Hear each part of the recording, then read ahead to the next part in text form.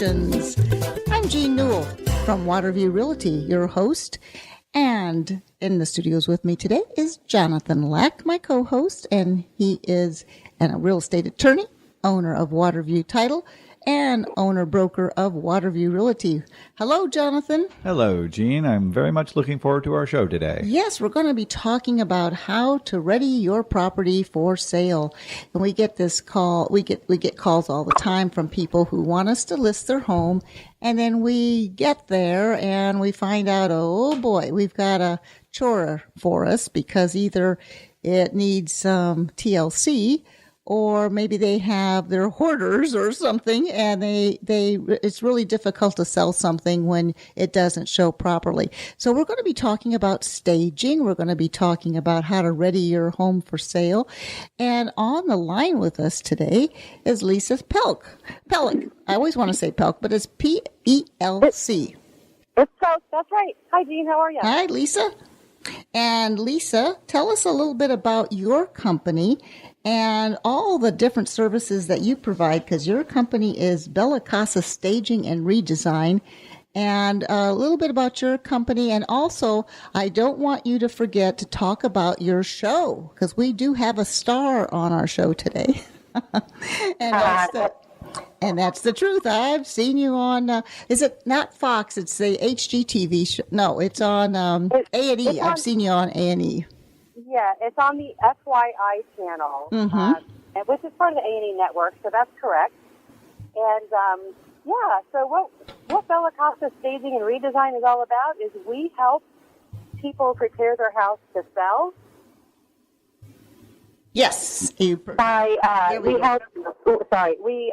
help them, we give them a list of things to remove, things to keep, and then we use what they have and we re-merchandise it so that it looks very neat and clean, and people, when they walk through the house, they actually can view the flow and the architecture instead of focusing on people's stuff, because, the way that we live is not the way that we sell our house like anything else, So having an outside person come in and help you edit your house before you sell it is extremely helpful. Our statistics are 96% of the houses that we stage sell in less than 30 days, and for 3 to 6% more than a house that is not staged.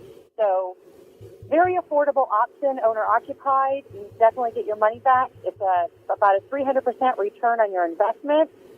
And then we also do vacant staging. So if you're an investor or you have a second home or just that you've had to move away and your house is empty, we will come in and provide everything from furniture to area rugs to art to greenery to pictures. And then we merchandise it beautifully so buyers can emotionally connect with it.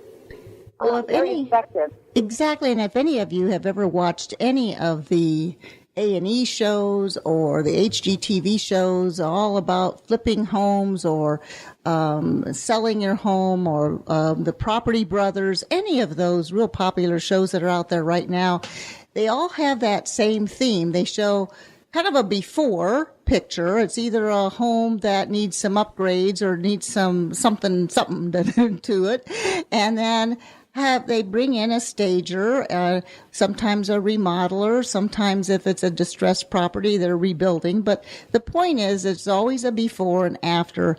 And some of these shows, they'll have people walk through on an open house before anything's done, and they record them and with a secret camera on all the comments they're making about the house. And they'll say things like, oh, I don't like those old cabinets, or I don't like, the way it feels too small, the dining room or something. And some of those things can be an easy fix.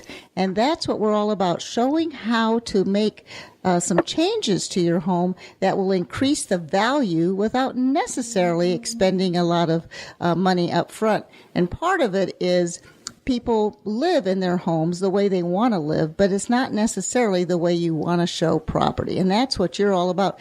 Let's talk about your show, because I always call it Flipping Zombies, but it's zombie flipping, isn't that the name of it? Yeah, it's zombie house flipping, and it's a funny name. It's kind of a trendy name. And really, I think what the producers were trying to get at is the word zombie they're using as a distressed property. So the premise of the show is essentially they take flips, so properties that they're very distressed or in disarray.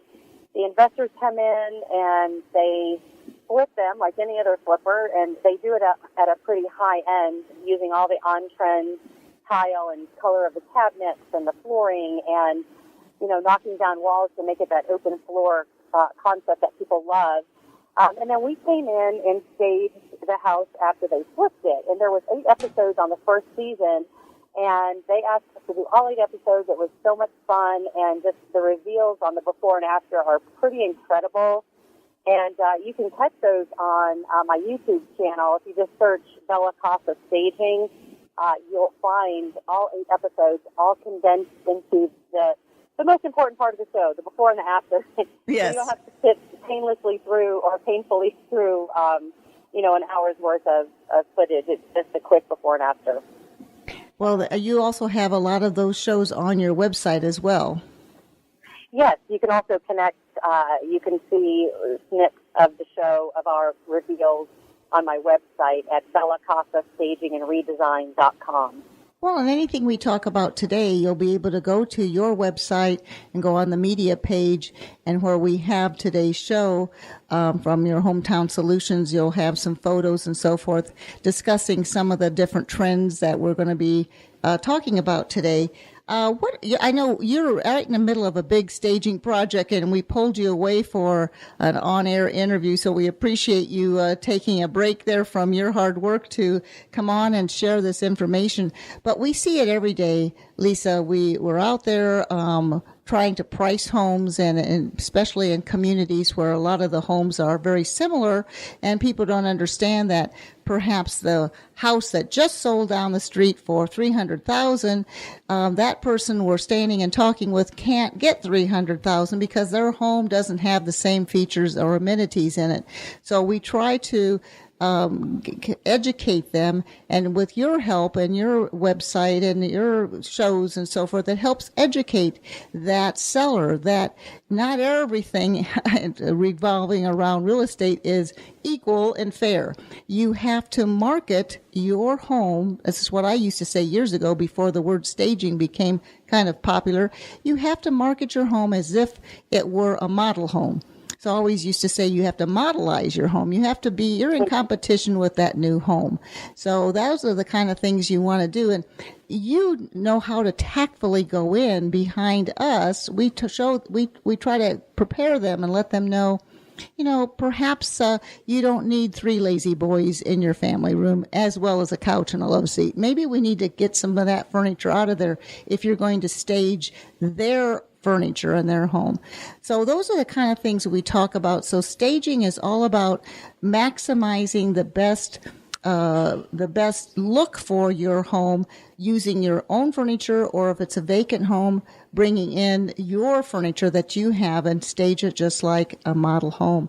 So what some of the projects you're working on right now, and what are you seeing that's kind of trending? What are some of the projects that you've been working on and some of the problems that you've been able to solve for them?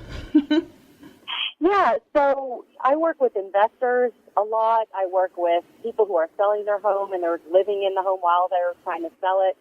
And then I also do redesign, which when somebody moves into the house and I use their furniture and position it in the right way to where it capitalizes on the space. And then if they don't have furniture, I'll help them find the right size pieces, the right color pieces, depending on the style that they want.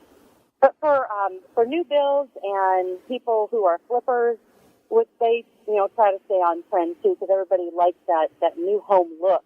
And white cabinets are a timeless color.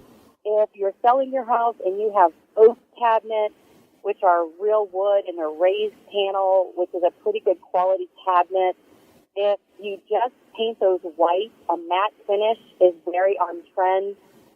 There's a product that's called Farmhouse Paint. It's a matte color paint that you don't have to strip your cabinet. You don't have to sand your cabinets. Basically, you just make sure that they're clean, and you can actually spray that farmhouse paint right onto your cabinet. I would take the doors off, obviously. And it's a beautiful look, and it updates your kitchen instantly for, under $1,000, depending on how many cabinets that you have. And that's farm, like FARM, farmhouse paint? Yeah, and it's acrylic-based paint, so it's pretty sturdy and hardy in wet areas, and it's wipeable. There's other products that are on the market that are matte as well. They're also called chalk paint, and there's a couple of a step process. So you have to paint, and then you have to put a wax coating over it, and they don't stand up that great in a kitchen. If you're doing a piece of furniture or something like that, it works fine. But I use all products that are the matte color chalkboard. It's called chalk paint. That just means it's matte finish. But I found that the farmhouse is very durable. It looks great. It's kind of a one-stop shop. You get the most bang for your buck. Do you know where you can buy that? Is it online, or can you go to Home Depot or somewhere? Yeah, great question. So the place you can buy it is called Uptown Vintage. That's in Melbourne, Florida, and it's on US 1. And there's a lady who owns that shop. She sells it. She's a retailer of the product. You could probably also buy it online. But here locally in Melbourne, Florida, that's the best place to get it. They have all colors, Aren't they just like a block or so north of the O'Galley Causeway? Yes, that is correct. All right. I pass them on Saturdays. They always have furniture out there, and they have their own little kind of flea market on Saturdays, I think. And I always think I'm going to stop, but I'm always on my way somewhere. So it's called the Vintage. It's called Uptown Vintage. Yep. Okay. Now, Lisa, is your primary business the staging for the resale of homes, or do you also get involved in the decorating of homes for current owners? So, yes, we do both. I want to say 80% of our business is staging, helping prepare people to sell their homes so that they sell in the best space or in the best light. And then that has led to the redesign, the decorating piece of it, where I'm working on a project right now here in Melbourne Beach that this couple just bought this beautiful home, and they don't have any furniture, any accessories. They have nothing. So we really went in, and I asked them a bunch of questions on their style, their living, their kids, what they like, what they don't like, created a plan. I present storyboards to them, which is essentially an electronic version of the different elements that go into decorating a room, meaning the sofa, the art, the area rug, the colors, and then I source all of the furniture and order it, receive it, and then install. So that's probably about 10 to 15% of our business. It's growing because people, the word is out, and it really makes a big difference. But then we'll also take what somebody already has and make it beautiful. And what happens in that sense is people buy things that they love, but they don't necessarily know how to put it together in the best way. So when we come in, we use what they already love in a new way, and when we're done, they have just beaming reviews. They're like, "Oh my gosh, I wish we would have called you a year ago. We love what you did." Well, of course they do, because it's all of their stuff that they picked out. So it's their style, just merchandised differently to where it looks the best possible.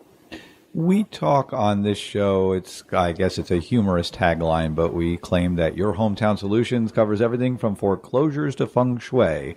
So spinning off of that, when you're laying out the furniture, if you're like in the zombie house flipping and looking at, renovating walls and opening space and such, does feng shui come into play in any of the design that you do?